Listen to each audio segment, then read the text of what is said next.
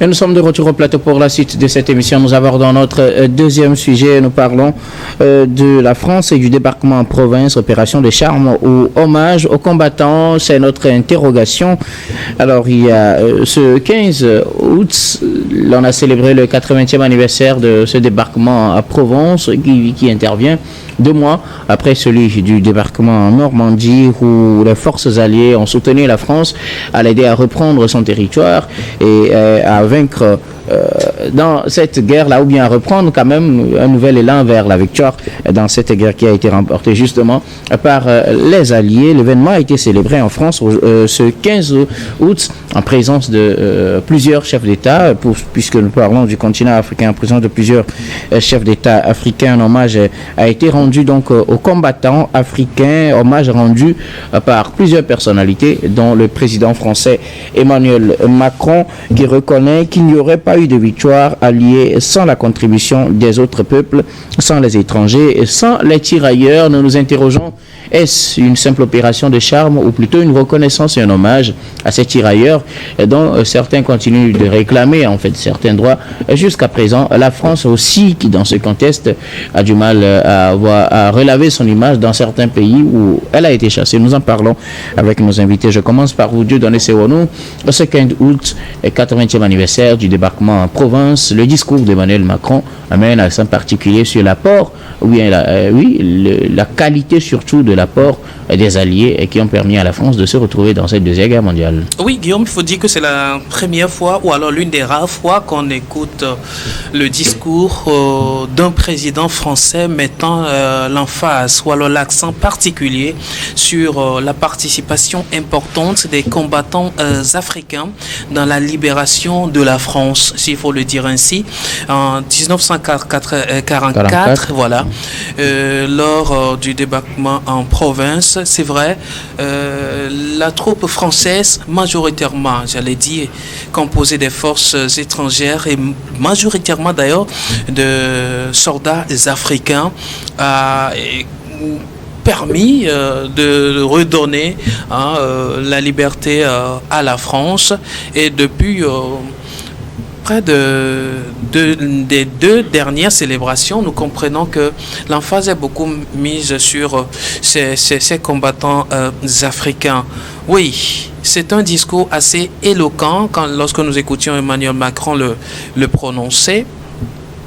Et c'est impressionnant à la fois de savoir que c'est maintenant qu'on essaie de ressortir cette importance que l'Afrique a joué dans la libération de la France. Pendant longtemps, tout semble nous faire croire que la France a été toujours au premier rang pour la libération des pays africains ou alors pour l'Afrique, et cela a été clairement dit, surtout dans le chapitre des rings avec le Mali, et lorsque nous parlons des opérations Barkhane ou aussi de l'insécurité au nord Mali. Mais cette fois-ci, il est assez clair que les Africains sont en train de comprendre qu'ils ont joué un rôle aussi important dans la vie du libérateur ou alors de la libératrice, et s'il s'agit de la France entre-temps.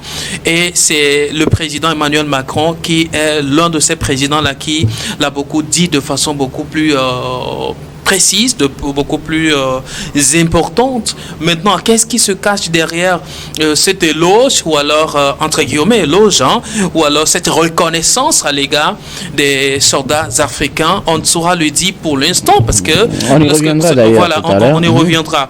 Mais je veux vous dire tout simplement que c'est impressionnant, c'est intéressant d'entendre la France le dire elle-même, si cela est sincère, que l'Afrique a joué un rôle important dans cette guerre qui a permis de libérer la France. Oui, il n'y a pas que des Africains, il y a eu beaucoup de pays qui ont contribué à cela, mais majoritairement, les Africains ont joué un rôle très, très, très important. Maintenant, est-ce que c'est cette façon de reconnaître la place de l'Afrique dans cette guerre, l'honorer chaque année de façon pompeuse? On reviendra bien évidemment là-dessus.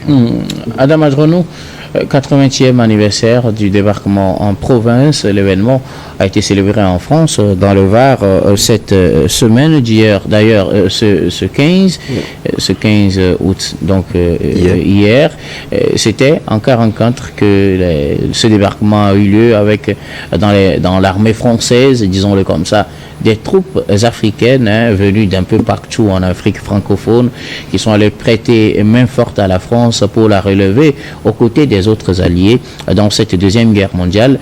Cette célébration est particulière au regard du discours tenu par le président français Emmanuel Macron. Oui, l'autre débarquement ou le débarquement oublié, comme on a l'habitude de l'appeler, oublié, compte tenu du fait que c'était le débarquement de Normandie qu'on célèbre beaucoup plus. Mais je pense que le discours d'Emmanuel Macron, c'est un discours d'unité, mais surtout de reconnaissance envers ces Africains venus d'outre-mer pour porter main forte à l'armée française qui lui a permis d'ailleurs même de remporter plus ou moins cette victoire-là avec les alliés naturellement. Et vous savez, lorsque nous remontons l'histoire, lorsqu'on parle naturellement des alliés, on a tendance à ne pas trop associer l'Afrique ou à ne pas la reconnaître à sa juste valeur. On a souvent tendance à partir des puissances qui sont coalisées. Tout à fait. Or, je pense que les soldats africains ont pris part important dans cette libération de la France. Et aujourd'hui, le dire avec des mots de compassion et de reconnaissance. Parce que moi, j'ai écouté le discours d'Emmanuel Macron. Vous savez, l'éloquence pour la plupart du temps de l'homme en ce qui concerne le français, lorsqu'il choisit ses mots pour le dit bien. Et il fait tout pour attirer l'attention de tous par rapport à ces discours-là. Et il a su le faire hier de la plus belle des manières. Et je pense que ce sont les mots qu'on pouvait donc tirer. Et ces mots de compassion, je pense que tous les pays, les chefs d'État africains présents, je pense qu'en comparaison, il faut également évoquer le discours qu'a prononcé le président Paul Biya à cette occasion également, qui, entre-temps, en tout cas, ne contredit pas tellement, mais également évoque la question de reconnaissance en ce qui concerne la collaboration avec la France. Ce qui était très important parce que c'est ce qui est évoqué aujourd'hui lorsque vous prenez ce panafricanisme, en tout cas, qui est aujourd'hui sur le tapis. Puisque c'est en cela qu'on essaie un peu de comparer la collaboration de la France avec nos pays africains et qui part de cette collaboration, pas justement de cette méconnaissance qui a trop duré. Parce que je parlais tantôt du débarquement oublié. Et lorsqu'on oublie même ce débarquement, ça voudrait dire quelque part que ceux qui ont fait ce débarquement également sont oubliés également avec. Donc c'est ressusciter quelque chose. C'est vrai que ça a commencé, nous l'avons vu avec je pense que lors du 75e anniversaire également, c'était en tout cas les prémices qui ont commencé par prouver aux yeux du monde que la France commence par reconnaître vraiment la bravoure de nos soldats qui ont permis à la France d'aller vers cette libération. Mais au même moment, au-delà de ça, je pense que lorsque je parlais donc d'unité, Emmanuel Macron disait dans son discours que lorsqu'il s'agit de libérer la France ou de sécuriser la France, toutes ces puissances-là, tous ces soldats-là qui ont perdu de leur vie ou de leur force pour réellement donc parler de cette libération de la France, ils parlent d'une nation unitaire, d'une nation, ça y est, en ne dissociant pas l'Afrique de cette France-là, même si nous savons que ce discours, je ne vais pas l'appeler un discours hypocrite, mais c'est un discours qui a permis à ces vétérans-là d'avoir, en tout cas, puis entre-temps, c'était la mort d'Alam. La mort d'Alam, compte tenu du fait que vous avez vu certains qui sont encore vivants, on parle d'une 80aine, et parmi lesquels il y avait également plusieurs Africains qui sont toujours vivants, ou les petits-fils des Africains également, ou qui ont eu de cette histoire-là de leur arrière-grand-père ou de leur grand-père qui leur contait comment ça s'est passé. Je pense que pour ceux qui ont lu les livres d'histoire, c'est vraiment, ça saigne dans le cœur lorsque vous voyez ce qui est raconté par dans ces livres-là liés donc aux Africains qui, malgré les moyens et la méchanceté de l'homme blanc, je vais le dire ainsi, qui n'a pas véritablement outillé ces gens-là avec le matériel qu'il faut pour combattre, et certains ont été tués, et malheureusement comme ça. Et je pense que trouver ces mots-là, lorsque nous scrutons ce discours-là, c'est un discours qui a été bien raffiné, un discours pompeux, où les mots en disent long sur, en tout cas, ce que l'on veut matérialiser dans cette reconnaissance-là. Et je pense que, en ce qui concerne le discours, si nous devons s'en tenir dans le style du discours d'Emmanuel Macron, je pense que c'est à justice cette reconnaissance-là, comparé à ce qui avait été le discours du 75e anniversaire. C'est un discours qui a reconnu totalement, en tout cas, ce bravoure-là de nos soldats africains qui ont été donc mobilisés, ou les soldats d'outre-mer qui ont été mobilisés partout dans les pays. On les appelait les tirailleurs sénégalais, pour parler de ces Africains-là qui ont perdu de leur vie ou de leur sang, de leur bravoure pour sauver la France. Et je pense que mieux vaut tard que jamais, puisque beaucoup d'entre eux le faisaient d'une manière solo. D'autres leaders d'opinion ou certains leaders, présidents de la République africaine, l'ont toujours souhaité, et désormais je pense que ça a commencé par faire tâche. Et il faut s'en féliciter, le discours d'Emmanuel Macron était à la hauteur des ambitions et à la hauteur de cette reconnaissance-là. Alors, Dieudonné, Adam le disait, à comparer ce discours à celui du 75e anniversaire, il y a de cela 5 ans, on sent une reconnaissance totale, pas seulement aux Alliés, parce que ça, c'est toujours ce qui a été fait, une reconnaissance aux Alliés pour leur sollicitude, je dirais, ou bien pour leur présence aux côtés de la France dans ces moments de défaite de la France dans la Deuxième Guerre mondiale, eux qui ont permis à la France de se relever. Mais cette année, il y a eu clairement cette reconnaissance de la présence africaine et de la qualité des combattants africains, qualité entre griffes aussi, parce que assure le cours de l'histoire, ou du moins ce qui est raconté, c'est quand même des gens qui sont venus en appui. Quoi qu'on dise, ils ont pu faire de leur mieux, et aujourd'hui la France le reconnaît. À inscrire cela dans le contexte actuel où la France n'est pas la bienvenue dans certains pays africains, doit-on lire une simple reconnaissance finalement après une 80aine d'années? Je disais, ça avait déjà commencé il y a cela 5 ans avec cette reconnaissance petit à petit aux soldats africains, ou plutôt doit-on lire derrière cela une opération de charme tout simplement? Non mais vous l'avez dit, aujourd'hui ce discours dans un contexte où la France est peu aimée sur le continent africain, entre guillemets, l'ancien patron. Mais n'oubliez pas que c'est un discours aussi qui s'inscrit dans une logique de l'avenir, car la France n'est pas prête à lâcher ça, il faut le comprendre, le continent africain. Et c'est une évidence, même si on la refoule. Vous voyez bien une portion du discours d'Emmanuel Macron qui s'adressait particulièrement à la République démocratique du Congo, et aussi bien au Bénin, et au Burkina Faso, au Mali, les 3 pays de l'AES spécialement.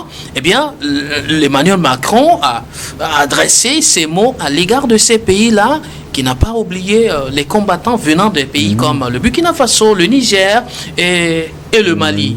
Et cependant, ce sont ces pays aujourd'hui qui n'entendent plus sentir la grande odeur de la France d'hier, et aussi dans ses manières de faire les choses. Alors, est-ce que c'est trop tard ce discours? Je dirais pas. C'est trop tard dans la mesure où la France n'a pas su saisir la meilleure occasion pour dire ce que valait l'Afrique pour la vie de la France, malheureusement. Mais qu'aujourd'hui, qu'elle est boudée, c'est en ce moment qu'on a choisi plutôt le bon temps pour revaloriser de façon hyper littéraire mais diplomatique, mais reprendre plutôt les mérites plutôt de ce continent en les citant dans ses actes héroïques.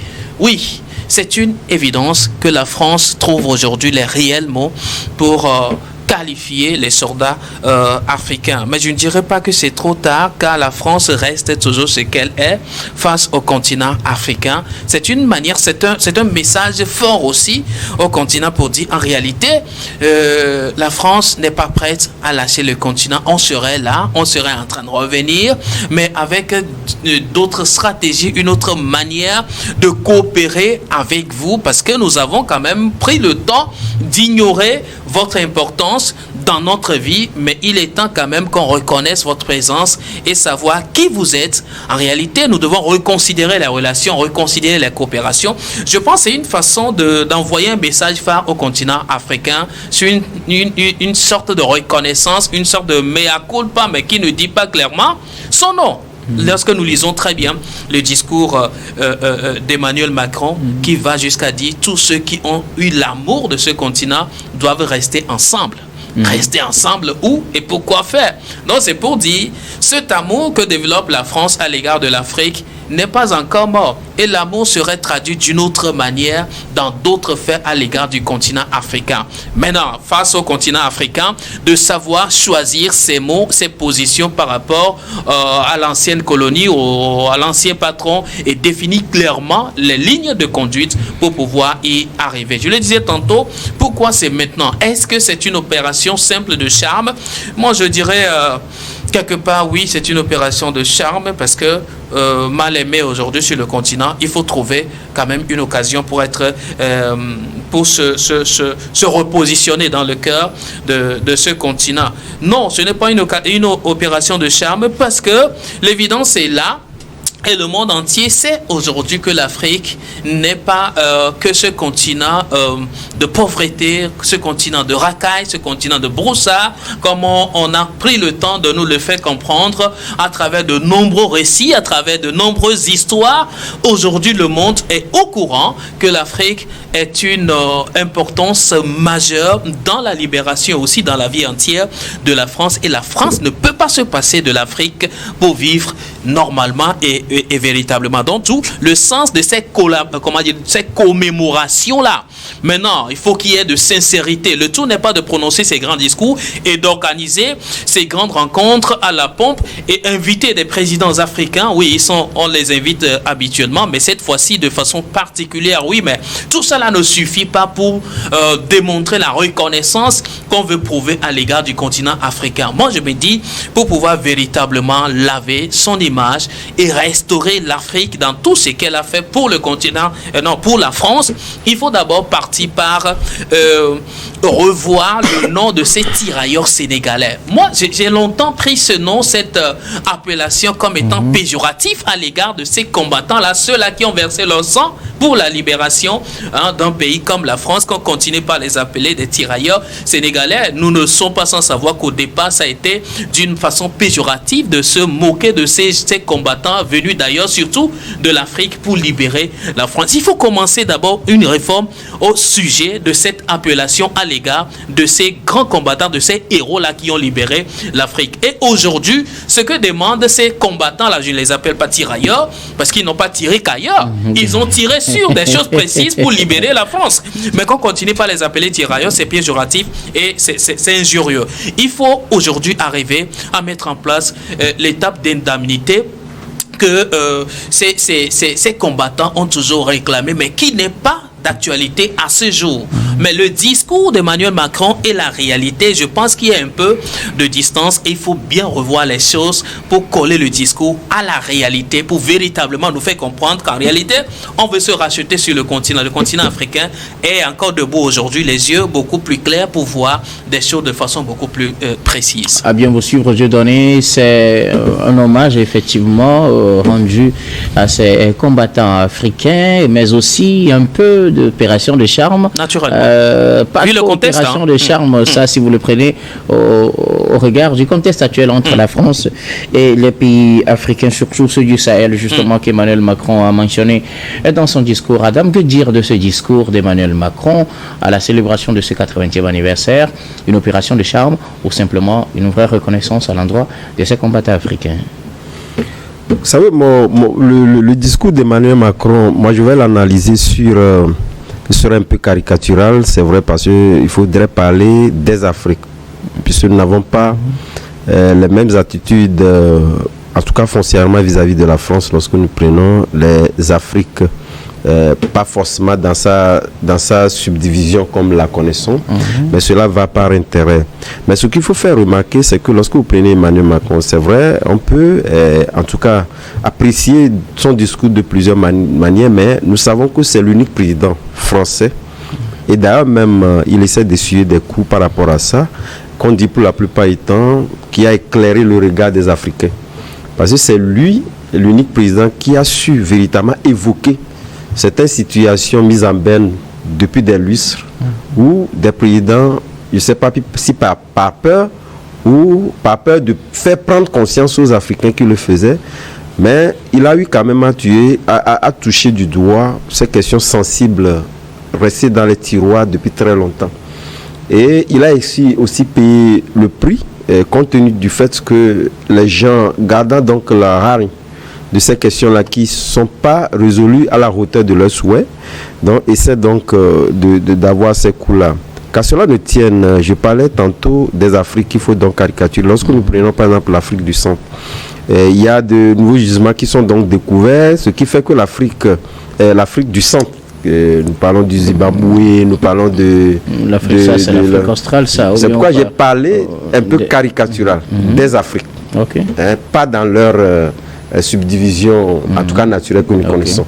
Donc ça fait que lorsque vous prenez certaines localités de l'Afrique où on avait évoqué certaines questions, quand je parle du Zimbabwe, il y a de nouveaux gisements qui sont aujourd'hui extraits, ça fait que la France est intéressée. Mais il n'y va pas avec une attitude condescendance comme on l'a connu par le passé. Ça voudrait dire qu'aujourd'hui, on tend à améliorer ces relations-là pour éviter d'être pris en étau comme ailleurs.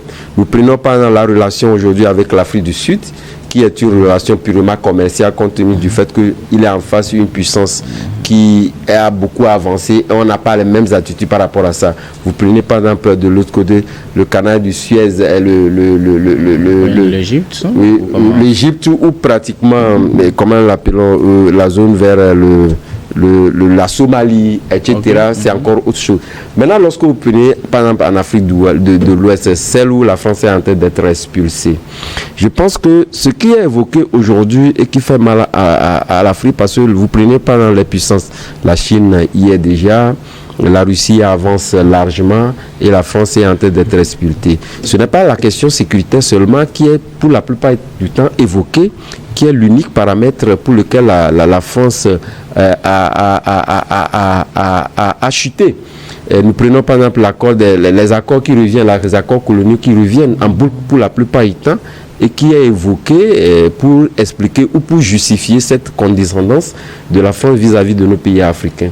Et justement, ces pays-là, lorsque je parle de ces puissances-là qui sont plus respectueux par rapport à nos pays africains où on met en avant nos choix avant le leur, je pense que c'est toute une civilisation qui est en train d'être installée. C'est vrai que nos pays africains, nous parlons véritablement donc des langues françaises, etc. Mais au même moment, je pense que la France aujourd'hui a des raisons, justement, parlant donc de ce discours pour revenir donc à cette question-là, a des raisons donc de pouvoir donc s'inquiéter et de pouvoir améliorer en tout cas son attitude, si on s'en tient à ce discours-là, puis ce discours-là renvoie à une attitude nouvelle de la France vis-à-vis des pays africains, surtout dans cette zone-là où la France est en train d'être expulsée. Je parle donc de la OSS. Est-ce réellement une reconnaissance au travail ou à l'appui de ces combattants ou plutôt une simple opération de charme? Non, moi je pense que c'est une vraie reconnaissance. C'est pourquoi je disais dès l'entame de ma prise de parole, en parlant du fait que c'est Emmanuel Macron qui essaie donc d'évoquer certaines situations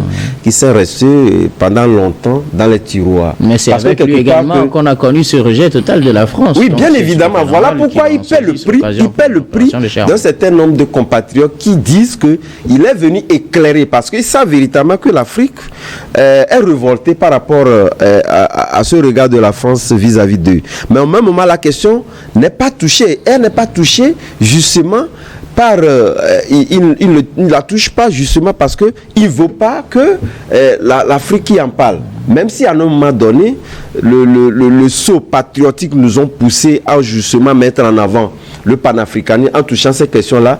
Donc moi je pense qu'en le touchant, il ne le touche pas justement pour caresser les Africains du côté de la part, parce que plusieurs questions pourront remonter.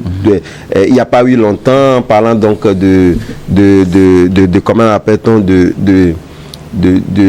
au Sénégal, nous parlons de Tiroy et le Tiaroy, oui. Tiaroy, il a également reconnu et justement on parle des effectifs. Ça fait même en tout cas parler le premier ministre sénégalais qui a dit il ne fallait pas que la France seule puisse donc évoquer la question, il faudrait quand même que ce soit une question plus élargie pour faire en sorte que l'effectif puisse être justifié et l'effectif réel puisse être donc prononcé. Ça n'a pas été le cas, mais l'essentiel c'est de commencer quelque part. Et je pense que commencer quelque part, c'est justement poser déjà la question sur la table. C'est vrai que ça peut faire débat et on peut justement l'améliorer. Et je pense que Emmanuel Macron a lancé le pavé dans la mare et justement, ce faisant, ça peut évoquer d'autres situations. Je pense qu'à l'avenir, on peut justement donc améliorer cette question qui est posée et être à la hauteur des souhaits de certains pays ou des souhaits de ceux qui semblent être opprimés dans cette reconnaissance-là. Alors, je donne ici au nous une reconnaissance, vous l'avez dit, au regard du contexte, un peu aussi d'opération de charme. Est-ce que ça pourra changer quelque chose dans les relations entre les pays africains et la France aujourd'hui? Non, mais est-ce que ça pourra changer quelque chose entre les relations entre les pays africains et la France? Tout dépendra maintenant des dirigeants africains eux-mêmes. Qu'est-ce que les dirigeants africains proposent maintenant dans ce contexte à la France plutôt, de façon précise? Qu'est-ce que les dirigeants africains posent sur la table pour résoudre ce problème de considération à l'égard du continent? Quelle est la proposition précise qu'on envoie à la France maintenant? Je pense que c'est une occasion que l'Afrique doit saisir. Quand je parle de l'Afrique, je parle beaucoup plus des dirigeants africains qui sont généralement invités à ces célébrations, à ces commémorations, que cela ne doit plus continuer à être une simple commémoration et dépôt de gerbes à la place historique de ces combattants tombés au front, mais plutôt un véritable départ d'une nouvelle histoire entre la France et l'Afrique. Aussi longtemps que les dirigeants africains ne posent pas clairement le sujet absolu sur la table, je ne pense pas que cela pourra être un nouveau départ comme on l'aurait souhaité. La chose va rester toujours à l'étape de charme, comme on serait en train de l'imaginer, on serait en train de le penser au vu du contexte actuel. Donc, ce n'est pas à gagner d'avance, ce n'est pas un acquis de facto, mais il y a un travail à faire. Et ce travail est beaucoup plus lié au continent africain, parlant des dirigeants africains qui traitent avec la France. Et qu'ici, désormais, ces dirigeants changent de manteau, changent de paradigme, changent de stratégie avec la France et voulons aller carte sur table sur des questions précises en matière du respect comme un continent. Je pense que beaucoup de choses peuvent changer en prenant Emmanuel Macron lui-même au mot au regard de son discours prononcé à cette commémoration. Vous permettez, docteur, lorsque vous prenez par exemple, lorsque nous faisons le parallèle entre, en tout cas le retour de nos symboles culturels qu'avait évoqué également la France avec certains pays qui l'ont réclamé expressément et qui a été donc un acquis, vous allez constater que d'autres pays également ont vu qu'il était nécessaire de pouvoir donc évoquer cette question-là. Donc je me dis, l'histoire ne peut jamais être figée. L'histoire, elle est toujours écrite puisque nous avons toujours des données qui nous échappent et donc je pense que le fait de pouvoir donc mettre sur table le même comité comme ça avait été mis avec le retour des arts, etc., il faudrait quand même que pour améliorer, pour que nous ayons la vraie histoire, il faudrait véritablement mettre en place ces unités, qu'elles soient donc scientifiques de recherche et faire en sorte que cette histoire-là soit véritablement dite et que ceux qui étaient même, en tout cas, ceux-là, les soldats, les réels soldats qui sont même oubliés, qu'on puisse véritablement donc les évoquer. Sinon, ce serait une histoire embiaisée. Merci beaucoup à vous tous pour vos contributions. Nous allons marquer la pause pour le journal, puis on revient juste après pour la suite de cette émission.